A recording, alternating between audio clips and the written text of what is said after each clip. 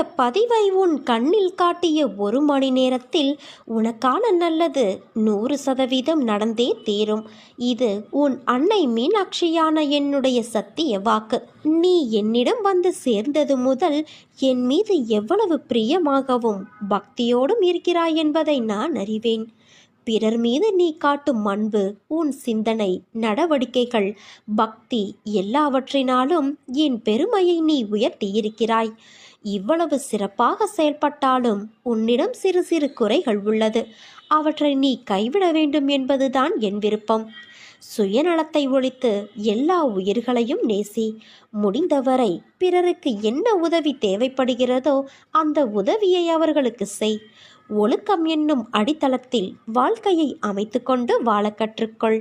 ஒழுக்கம் என்பது உன் அன்பிற்கு பாத்திரமானவர்களுக்கு மட்டுமே நீ காட்டுவது கிடையாது. உன்னை சுற்றியுள்ள அனைவரிடமும் நேர்மையை நீ கடைபிடிப்பது. அதுவே தர்மம். அதற்கான பலன்களை பற்றியெல்லாம் நீ யோசிக்காதே. நீ செய்த தர்மத்தின் பலன் நிச்சயம் உன்னை தலை காக்கும். எவன் ஒருவன் அவன் மனம் சொல்லும் தீய எண்ணங்களை கட்டுப்படுத்தி வெல்பவனோ அவனே வாழ்வில் வெற்றியை அடைவான். நீ நல்ல எண்ணங்களோடு செயல்புரிந்தால்தான் நிம்மதி, செல்வம், மகிழ்ச்சி ஆகியவை உன்னை பின்தொடர்ந்து நிழல் போல வரும். தர்மத்தை பின்பற்றாதவனுக்கு வாழ்க்கை துன்பத்தை தான் தரும். வெறுப்பு, கடும் சொல் இவற்றிலிருந்து விலகி நில். எதிர்பார்ப்பு இல்லாமல் அனைவரையும் நேசித்து மகிழ். எந்த நேரத்திலும் நிலையிலும் நிதானத்தை கடைப்பிடி. நான் இவற்றையெல்லாம் செய்து கொண்டு வர இந்த நல்வினைகள் கர்ம பந்தத்திலிருந்து விடுபட செய்து வாழ்வில் உன்னை சந்தோஷமாகவும் நிம்மதியாகவும் வாழ வகை செய்யும். நான் கூறும் வார்த்தைகள் மீது நம்பிக்கை வைத்து செயல்படு. நான் உன்னோடு தான் இருக்கிறேன், என்றும் இருப்பேன். இனிமேல் உன் வாழ்க்கையில் பொற்காலம்தான். அனைத்தும் வசந்தமாக மாறப்போகிறது குழந்தையே. உன்னை நினைத்து நான் பெருமைப்படுகிறேன். எதற்காக தெரியுமா? வாழ்க்கையின் அர்த்தம் உனக்கு புரிய ஆரம்பித்து விட்டது. எதுவும் நிலை இல்லை. எதற்காக இந்த வீண் செலவு? எதற்காக இந்த வாக்குவாதம்? எதற்கு வீண் கௌரவம்? இப்படி எல்லாவற்றையும் நீ யோசிக்க ஆரம்பித்து விட்டாய். கடவுள் கொடுத்த இந்த வாழ்க்கையே நிறைவாய் உள்ளது. இதற்கு மேல் என்ன வேண்டும் என்ற எண்ணம்தான் வாழ்க்கையின் அர்த்தம். நீ உன் பாதையில் ஜெயித்து விட்டாய். உன்னை விட்டு நான் விலகுவதும் இல்லை. உன்னை விலகி போகும்படி நான் செய்வதும் இல்லை. உன் அம்மாவாக, அப்பாவாக நான் என்றும் துணையிருந்து அரவணைப்பேன். உன் வாழ்வில் நீ படும் வேதனைகள் அனைத்தும் பொடி பொடியாக உன்னை விட்டு நீங்க போகிறது. நீயும் உன் வாழ்வில் படிப்படியாக முன்னேறி வருவாய். என் ஆசீர்வாதங்கள் என்றும் உனக்கு நிலைத்திருக்கும் குழந்தையே. துயரங்கள் மிகுந்த உன்னுடைய வாழ்க்கையில் இனி நான் உன் அருகில் அமர்ந்திருந்து உன்னை மகிழ்ச்சியான பாதையில் நான் அழைத்துச் செல்வேன். நீ வீட்டிற்குள் நுழையும் போது உனக்கு முன் வந்து வரவேற்பதும், நீ வெளியில் செல்லும் போது உன்னை அனுப்பிவிட்டு துணையாக வருவதும், உன் குரலுக்கு பதில் குரல் கொடுப்பதும் நானே. உன் வேண்டுதல்கள் தாமாக விரைவில் நிறைவேறும். அதை புரிந்து கொள் தங்கமே. இனி வெளிப்படையாக நானே செயல்பட போகிறேன். ஒரு பொருள் உனக்கு கிடைக்காவிட்டால் ஏன் கிடைக்கவில்லை, எதற்காக கிடைக்கவில்லை என்று யோசித்துப்பார். உன் எதிர்காலத்தை ஒப்பிட்டு யோசித்துப்பார். உன் போல் இருந்தவர்களின் எதிர்காலம் இப்போது எப்படி இருக்கிறது என்பதை கேட்டு தெரிந்து கொண்டு யோசித்துப்பார். அப்போது காரண காரியங்கள் உனக்கே புரியும். உன்னிடம் உள்ள பிரச்சனை உனக்கு தைரியம் கிடையாது, வைராக்கியம் கிடையாது. இருந்திருந்தால் உன் லட்சியத்தை நீ அடைய முயற்சி செய்திருப்பாய். ஆனால் உன் தோல்வியை நினைத்து தாழ்வு மனப்பான்மை அடைந்து அதிலிருந்து தப்பிக்க பிரச்சனைகளை நீ வளர்த்து கொண்டாய். நீ சொன்னதை நான் கேட்க வேண்டும் என்று அடம் பிடிக்கிறாயல்லவா? நான் சொல்வதையும் கொஞ்சம் நீ கேளேன். உன் எதிர்காலம் நன்றாக இருந்தால்தான் எனக்கு பெருமை. நீ வாழ்வாங்கு வாழ வேண்டும். வாழ்வாய். உனக்கு இப்போது புரிந்ததா? நியாயமான கோரிக்கைகளை நிறைவேற்றத்தானே உன் அன்னையான நான் உன்னோடு இருக்கிறேன். கவலைகளை நினைத்து கலங்குவதால் நீ என்னிடமிருந்து தூரமாகிறாய். என்மேல் நம்பிக்கை இருந்தால் என்னால் உனக்கு முடியாத காரியம் என்று எதுவுமே இருக்க முடியாது. உனக்காகவே அழுவதற்காக நான் இருக்கும்போது நீ எதற்காக அழுகிறாய் குழந்தையே? உனக்கு நன்மைகளை வாடிக்கையாகவே நான் செய்து தரும்போது துன்பத்தை நினைத்து நீ புலம்புவது வேடிக்கையாக அல்லவா தெரிகிறது? இமை பொழுதுதான் உன்னை நான் கைவிட்டேன். ஆனால் நீயோ பெரும் துன்பத்தில் சிக்கிக்கொண்டாய். இனி ஒரு பொழுதும் உன்னை விட்டு நான் விலக மாட்டேன். இன்று முதல் உனக்கு சோதனை விளக்கம் என்பதை உணர்ந்து ஆறுதல் கொள். இழந்தது இழந்ததாகவே இருக்கட்டும். நான் இனி தரும் ஆசீர்வாதங்களை எண்ணிப்பார். உனக்கு சொத்து சுகங்கள் மிக வேகமாக வளரும். மக்களும் உறவுகளும் அதிகமாவார்கள். உன்னை நம்பி உன் உதவிக்காக காத்திருப்பவர்களின் எண்ணிக்கையும் அதிகமாகும். நீ நினைத்ததெல்லாம் நடக்கும், தொட்டதெல்லாம் துலங்கும். ஏனென்றால் உன்னை கைப்பிடித்து நடத்தி கொண்டு போகிறவர் உன் அன்னையான நான் அல்லவா? என்னால் உன்னை மறந்திருக்க முடியுமா, அல்லது மறந்துவிடத்தான் முடியுமா சொல்? துயரங்கள் மிகுந்த உன்னுடைய வாழ்க்கையில் இனி நான் உன் அருகில் அமர்ந்திருந்து உன்னை மகிழ்ச்சியான பாதையில் அழைத்து செல்வேன். எண்ணங்கள் என்ற வலையில் எல்லோரும் சிக்கிக்கொள்வது இயல்புதான். ஆனால் எண்ணங்கள்தான் உன் செயலின் வெளிப்பாடு என்ற உண்மையை மறவாதே. உன் எண்ணங்கள் நேர்மறையிலேயே கொண்டு வா, எல்லாம் சரியாகும். எதிர்மறையை தகர்த்துவிடு. உன் வாழ்க்கையானது உன் அன்னையான என்னுடைய பொறுப்பு. உலகத்தில் இயங்கும் அனைத்துமே என் கட்டளைப்படி இயங்கி வருகிறது. காற்று, நீர், நிலம், நெருப்பு, ஆகாயம், ஜீவராசிகள் இப்படி அனைத்துமே எனது விடியலுக்காகவும் அசைவுகளுக்காகவும் தினமும் எனக்காக காத்து கொண்டு இருக்கிறது. நான் அசையாமல் போனால் என்னவாகும்? சற்று நினைத்துப்பார். எனக்கு அழிவு கிடையாது. நான் உனக்காகவே அவதரித்தவள். உனக்காக உன் கர்ம பலன்கள் விலக இன்றும் ஒரு நாளும் நான் பாடுபட்டு கொண்டு இருக்கிறேன். உன் கஷ்டங்களையும் தேவைகளையும் என் காலடியில் விட்டுவிடு. என்னை சரணாகதியடைந்தால் உன்னை நான் பாதுகாப்பேன். எதையும் நெருங்க விடமாட்டேன். உனக்கு விதிக்கப்பட்ட விதியின் சீற்றத்தால் தினமும் நீ அவதிப்பட்டு கொண்டிருக்கிறாய் அல்லவா? உலகத்தையே ஆட்டி வைக்கும் வேலையை செய்யும் நான் உன்னை விடுவிக்க மாட்டேனா குழந்தையே? என்னுடைய நேரடி பாதுகாப்பில் நீ இருக்கிறாய். எனது பாதுகாப்பு மிகவும் வலிமை வாய்ந்த கவசமாகும். என்னுடைய செல்வங்களை காப்பதற்காகவே அவதரித்தவள் நான். நீ நினைத்து பார்க்க முடியாத அளவிற்கு உன்னை விரைவில் உன் அன்னை மீனாட்சி தாயான நான் உயர்த்துவேன். வாழ்வில் நீ எதையெல்லாமோ நினைத்து கவலைப்பட்டு கொண்டு இருக்கிறாய். உன் கண்களை திறந்து பார். நான் உன்னோடு இருப்பது உனக்கு தெரியும். உன் வீட்டில் ஒருவருக்கு ஆரோக்கியம் குறைவாக உள்ளது என்று நீ பிரார்த்தித்தாயல்லவா? அவரின் ஆரோக்கியத்தில் முன்னேற்றம் வரும். அவர் நலம் பெறுவார் என்று நீ முழுதாக நம்பு. என் திருநீரை அவருக்கு பூசி நீ ஆரோக்கியமாக இருக்கிறாய் என்று நம்பிக்கை வார்த்தைகளை கூறு. நிச்சயம் நலம் பெறுவார். உன் நல்ல மனதிற்கு நிச்சயம் நல்லதே நடக்கும். உன் வாழ்வில் ஒவ்வொன்றிற்கும் தீர்வு அளித்து கொண்டுதான் வருகிறேன். உன் நம்பிக்கை நிச்சயம் வெற்றி பெறும் குழந்தையே. இது உன் மீனாட்சி தாயான என்னுடைய சத்திய வாக்கு. வாழ்வில் நடக்கும் இன்ப துன்பங்களை உள்ளது உள்ளபடி ஏற்கும் மனப்பான்மையை வளர்த்துக்கொள். நீ எந்நேரமும் கவலைகளாலும் விரக்தியிலும் மூழ்கியே இருப்பதால் உன்னுடைய கடமைகளில் கவனம் சிதறுகிறது. எப்பொழுதும் வீழ்ந்து கொண்டே இருக்கிறோமே என்று அருவிகளோ, காலையில் போத்து மாலையில் வாடி விடுவோமே என்று மலர்களோ வருந்துவது இல்லை. வீழ்ந்த அருவியே, அகண்ட ஆறாக நாம் வாழ்வதற்கு தேவையான வற்றாத ஜீவநதியாக ஓடுகிறது. ஒரு நாள் மட்டுமே பூத்தாலும் அப்பூக்கள் தான் இறைவனடி சேர்கிறது. நான் அடிக்கடி கூறுவது இங்கு எதுவுமே நிரந்தரமல்ல என்று. எல்லாம் நன்மைக்கே என்று எடுத்துக்கொள். இவ்வுலகம் உன்னை எப்படி பார்க்குமோ என்று வருந்தாதே. இங்கு உள்ளவர்களின் பார்வைக்கு விளக்கம் அளிக்க முடியாது. சிலர் உன்னை திமிரு பிடித்தவர், கெட்ட எண்ணம் உடையவர் என்றும், சிலர் உன்னை அற்புதமானவர், அன்பானவர் என்றும் கூறுவார்கள். யார் எதை கூறினாலும் நீ உன் வாழ்வில் நேர்மையாகவும் உண்மையாகவும் இரு. உன் உழைப்பு என்றுமே வீணாகாது. வாழ்க்கையில் முன்னேற வேண்டுமானால் உன்னை பற்றிய மற்றவர்களின் மதிப்பீடுகளிலிருந்து உன்னை மேம்படுத்த தேவையானதை மட்டும் எடுத்துக்கொள்ள வேண்டும். மற்றதை கவனத்தில் எடுத்துக்கொள்ளாதே. தேவையற்ற வீண் சொற்களை மனதிலிருந்து அழித்துவிடு. அச்சொற்களை மனதில் தேக்கி வைத்து உன் வளர்ச்சிக்கு நீயே தடையாக இருக்காதே தங்கமே. கவலைப்படாதே. உன் அன்னையான நான் உன்னுடனே எப்போதும் இருப்பேன். மனதில் உள்ள சங்கடங்களை மறைத்துக்கொண்டு எத்தனை நாட்களுக்குத்தான் வாழ்வது? உன் மனதிலிருந்து நிம்மதியை நீ எப்போதோ இழந்துவிட்டாய். அமைதி வெறும் வார்த்தைகளில் இருக்கிறதே தவிர மனதில் இல்லையே. வெளியே சொன்னால் கௌரவம் போய்விடும் என நினைத்து மனதில் பூட்டிய விஷயங்கள் இன்று உடலையும் சேர்த்து பாதிக்கும் நிலைக்கு உன்னை தள்ளி இருக்கிறது.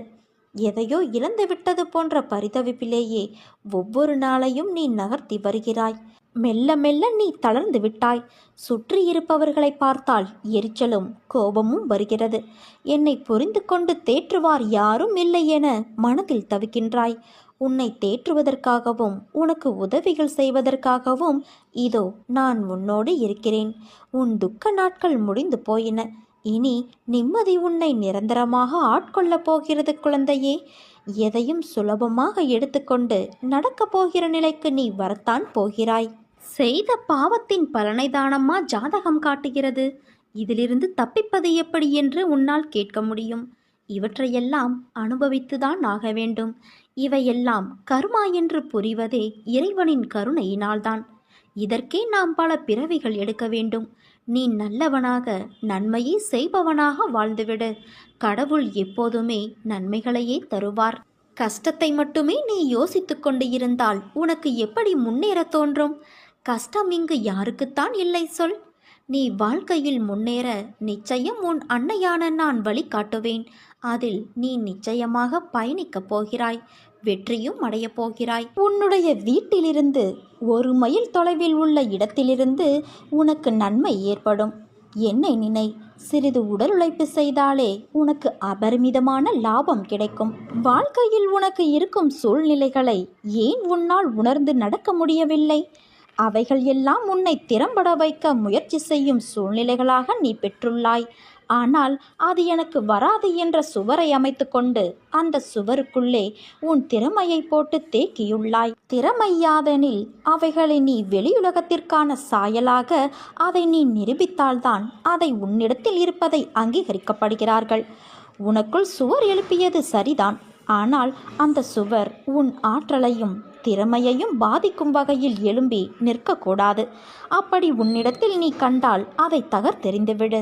உன் திறமைகள் என்பது அச்சு போன்றது.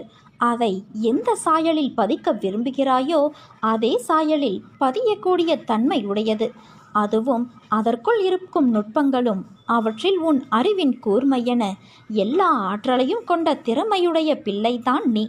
நீயோ இவைகளை உணராது உன்னிடத்தில் திறமை இல்லை, ஆற்றல் இல்லை என உன்னை பற்றி எந்த உணர்தலும், உனக்குள் என்ன திறமையும் ஆற்றல் இருக்கிறது என்பதையும் உணராமல் புலம்பிக் கொண்டு நீ ஒரு முட்டாள், எதற்கும் கையாளாகாதவன் என உன்னை பின்னுக்கு தள்ளும் புத்தியை உன்னிடத்திலிருந்து தூக்கி எறி. எதிர்மறை எண்ணங்கள் உன்னில் வருகிறது என்றால் உனக்குள் உன்னை நீ தாழ்த்தி கொண்டு உன்னை மற்றவர்களோடு ஒப்பிட்டு உன்னையே நீ மட்டம் தட்டி கீழே தள்ளுகிறாய். முதலில் அடிப்படையான ஒன்றை புரிந்து கொள். யாரும் ஆற்றல் அற்றவர் என்று இல்லை. எல்லோரும் ஆற்றல் உடையவர்கள்தான். ஆனால் தனக்குள்ள ஆற்றலை தன்னிலையை கண்டுபிடித்து செயல்பாட்டில் கொண்டு வருபவரே சிறந்தவர். அறிவுடையார் என்பது ஏட்டுக்கல்வியில்தான் என்று இல்லை. அது வாழ்வில் நாம் சாதிக்கும் நிகழ்வுகளை எடுத்து எப்படி கையாண்டு அதற்கான வேலைகளை நாம் செய்யும் முறைகளில்தான் உள்ளது. தோல்வி அடைவதால் நீ தாழ்ந்து போகவில்லை. தோல்வி அடைந்து விடுவோமோ என்று நினைத்து பங்களிப்பு கொடுக்காமல் இருக்கிறாயல்லவா? அப்போதுதான் தோல்வியடைகிறாய். வாய்ப்பை பயன்படுத்தி முன்னேறுவதில்தான் உன் அறிவை எப்படி என்று கூற முடியும். நீ யாரிடமும் தாழ்ந்து போகவில்லை, நிஜத்தில் உண்மையாக. ஆனால் உன் எண்ணங்களோடு நீ தாழ்ந்து போகிறாய். உன்னை மற்றவர்களோடு ஒப்பிட்டு உன்னை நீயே தராசு தட்டில் கீழே இறங்குகிறாய். மற்றவர் முன்னால் உன் சுயமரியாதைக்கு இழுக்கு வந்தால் அதை நிச்சயம் பொறுத்து கொள்ளாதே. அதற்கான பதிலை 2 வார்த்தைகளோடு முடித்துவிடு. தாய்மை என்ற சொல் ஒரு உணர்வு. அதற்கு நீ தாய்மை அடைய வேண்டும் என்று இல்லை. அதற்கான உணர்தலை உன்னிடத்தில் நீ உணர்ந்தாலே நீ தாய்மையுடையவள்தான். ஒரு குழந்தையை பெற்றெடுப்பது மட்டும்தான் தாய்மை என்று சில உள்ளங்கள் எண்ணுகிறார்கள். அவர்களுக்கு அந்த அளவிற்கு பெரிய ஆத்மார்த்தமான உணர்வுகள் கொண்ட மனம் இல்லை. உன்னை ஏளனமாக பார்க்கலாம். ஆனால் தாய்மை என்ற சொல்லிற்கு இதுதான் என்று எந்த சொல்லையும் அதற்கு நிகராக வைக்க முடியாது.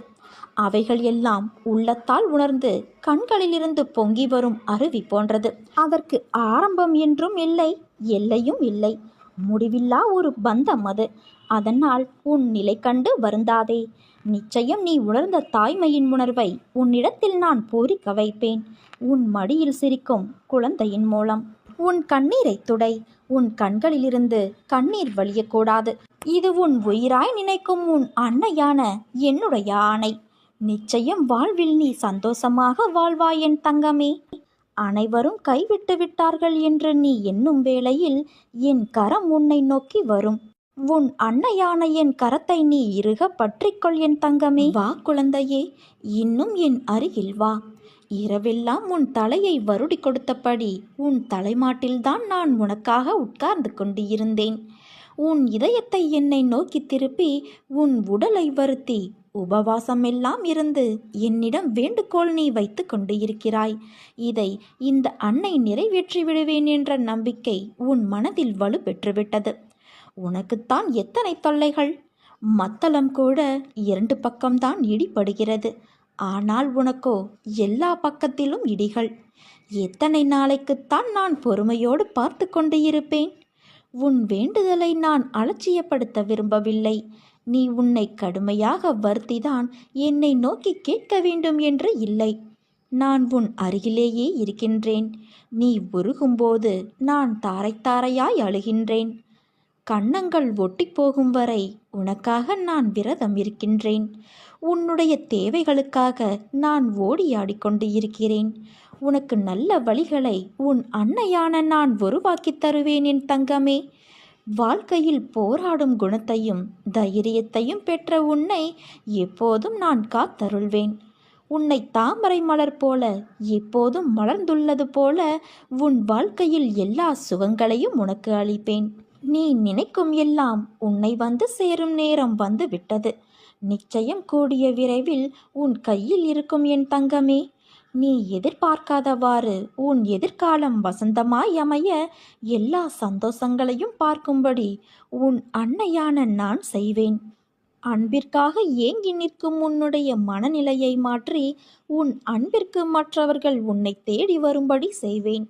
உன் மனதால் என்றும் எல்லோருக்கும் நல்லது நினைக்கும் உன் எண்ணத்தை நான் அதிகப்படுத்துவேன். நிச்சயம் உன் வாழ்க்கை அர்த்தமுடையதாய் மாறும் என் தங்கமே. எனது அற்புதங்கள் உன் வாழ்வில் நிகழ்ந்து கொண்டே இருக்கும். என் உதவி உனக்கு எப்போதும் கிடைக்கும். நான் செய்யும் உதவி அற்புதங்களாக வெளிப்பட்டு கொண்டே இருக்கும். உன்னை நோக்கி வரும் அனைத்துமே ஏற்கனவே நிர்ணயிக்கப்பட்டது. அவற்றைதான் நாம் விதி என்போம். அப்படி இருக்கையில் ஒரு பக்கம் விதி, இன்னொரு பக்கம் உன் முந்தைய பிறவியின் கர்ம வினை. இவை இரண்டும் தான் இன்று உன் சூழ்நிலைகளுக்கு காரணம். இவற்றில் நீ தப்ப முடியாது. ஆனால் உன் வசத்தை நான் கைப்பற்றி உனக்கான அனைத்து இக்கட்டுகளிலிருந்தும் நான் காப்பேன். ஒரு மனிதன் வாழ்க்கையில் ஜெயிக்க 2 பேரிடம் முட்டி மோதி சண்டையிட வேண்டும். அந்த 2 பேர் யார் என்றுதானே யோசிக்கிறாய்? அது உன் மனமும் புத்தியும் தான். இவற்றை நீ ஜெயித்தால் வாழ்க்கையின் அர்த்தத்தை உணர்ந்து விட்டாய் என்பது அர்த்தம். உனக்கான வெற்றி காலம் ஆரம்பித்து விட்டது. என் உயிரான குழந்தைக்கு நான் என்றும் துணை நின்று அரவணைப்பேன் என் தங்கமே. சீக்கிரமே உனக்கு நல்ல வழி பிறக்கப் போகிறது. என்னை முழுவதுமாக நம்பு.